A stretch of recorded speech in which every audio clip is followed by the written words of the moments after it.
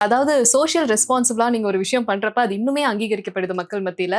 அதாவது இவங்களுக்கு அட்வைஸ் பண்றப்ப நீங்க ஒரு விஷயம் சொன்னது, ரிதன்யா அவங்கள மென்ஷன் பண்ணி ஆமா. பார்க்கப்பட்டுச்சு.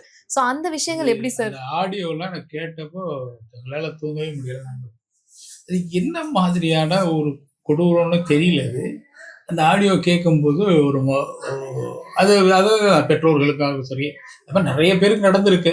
நெறைய பேர் பதிவு பண்ணாம தெரிஞ்சிருக்கு வெளியில தெரியாம இருக்கும். அது ரொம்ப டிஸ்டர்பன்ஸா இருந்துச்சு.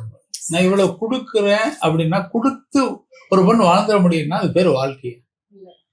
நீங்க பே பண்ணி ஒரு லைஃப வாழ முடியுமா? ஆக்சுவலி இது சமுதாயத்தையே ஒரு குற்றவாளி கூண்டுல தான் நிக்க வைக்குதுன்னு சொல்லலாம். அந்த அட்ஜஸ்ட் பண்ணிக்கோன்ற வார்த்தையா இருக்கட்டும்.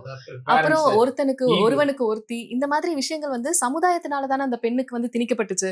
சோ அதுதானே நம்ம எல்லாருமே ஒரு கட்டத்துல குற்றவாளி ஆயிட்டோமா அப்படின்ற ஒரு கேள்வியுமே போயிட்டு இருக்கு. இல்ல அது நெறைய இப்ப ஊர்கள்ல ரொம்ப இதா இருக்கு. பெண்கள் ஃபைட் பண்றாங்க. இந்த பொண்ணு ஏன் அப்படியெல்லாம் யோசிக்கலன்னு தோணுது. நெறைய பெண்கள் புடிக்கலன்னா வந்துடுறாங்க, சண்டை போடுறாங்க. நாங்கலாம் கிராமத்துல தான் வந்திருக்கோம். இப்ப நான் பார்த்து எனக்கே தெரியாது. ஊருக்கு போனதுக்கு அப்புறம் சொல்றாங்க, 4 டைவர்ஸ் ஆயிடுச்சு தெரியுமா உங்களுக்கு? 5 ஸோ இதெல்லாம் பெரிய ரேரான விஷயம். டைவர்ஸ் பண்றது அப்படிங்கிற ஒரு விஷயமே கிடையாது. இப்ப அந்த உரிமைக்கு கேட்கறாங்க. கண்டிப்பா கேட்கறாங்க. நல்ல பொண்ணு நல்ல ஸ்ட்ராங்காவே பேசுறாங்க. இது என்னன்னா பெற்றோர்கள் சப்போர்ட் பண்ணியிருந்தாலும் ஒரு நிகழ்வு நடக்காது. அதுதான் சொல்றேன்.